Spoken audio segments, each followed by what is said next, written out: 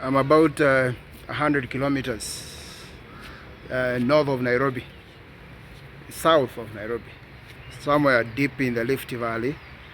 Just woke up this morning, meeting a team from one of the largest circles in Africa for a 4 days training on emotional intelligence. And as I was heading out to take a cup of uji, I thought of sharing something about failure, what failure may involve, why failure is fuel for your growth. Richard Yates said that if you do not try at anything, you can't fail. It takes bone to try it in life and sometimes to fail. Failure is a word that most of us fear.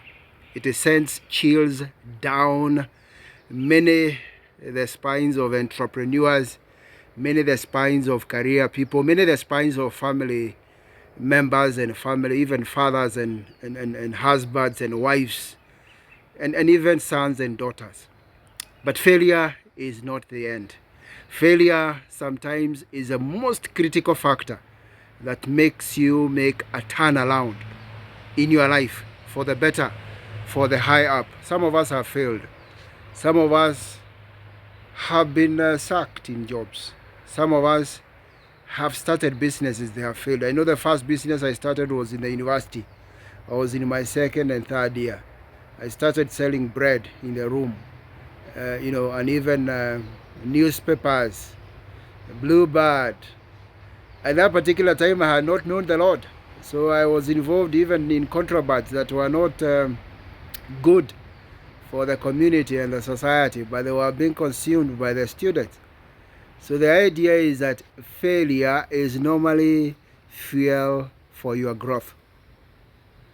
Remember, if it is your first time on this particular channel, subscribe and hit the subscription button so that anytime we upload a new video, you are the first one to be able to reach it, to also share within your community, and also is an opportunity for you to join this family. Failure can be defined as missing a goal or a desired result. You can fail in areas of your health. Some people are getting older, aged, so health is failing. You can fail in relationships. You could be a young man or woman who is starting off and therefore you have relations that are not working. People have left you. You can fail in career, as I've told you. I have also failed in career when I was starting off. I remember one time I got employed in a multinational batteries company which has closed. They were selling Energizer and Eveready batteries. And the reason why I was denied that job is because I could not drive a vehicle. I was given a car. I had gotten my license, but I had not put in enough lessons for how to be able to manage a car on the road. That was used punitively against me, that I couldn't be able to do the job of a salesman because they had employed me as a van salesman, and that crushed me. It was my second opportunity. It was a huge opportunity. It was a multinational company. Let alone I met the CEO of that company many years down the line. His name was Smith. He was not even aware of it because it happens within the middle and middle level management. But what I'm saying is that failure, you can fail in your career, you can fail in a family, you can fail in business, but that is not the end of the world. It's an opportunity for you to be able to start all over again. So does failure matter? Yes. Successful people have failed countless times. They have woken up, they have brushed themselves, and they have moved on. Hey, failure also helps you to learn. Every time that you fail, you know what works and what does not work.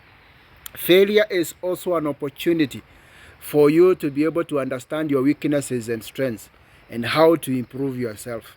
So use it as an opportunity to learn, to improve yourself, to know what are your strengths. It's like an opportunity to do a SWOT analysis. Your strengths, your weaknesses. Where are my opportunities and where can I reduce my threats?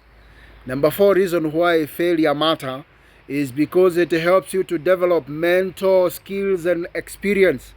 It is a way of building mental capacity, mental muscle, because in this life you require some mental muscle. The whole of last week on Saturday and Friday I spent with a restaurant group, taking them through supervisory skills training, and you could tell from the team of about 20-25 who is resilient, who is about to give up, who is starting off.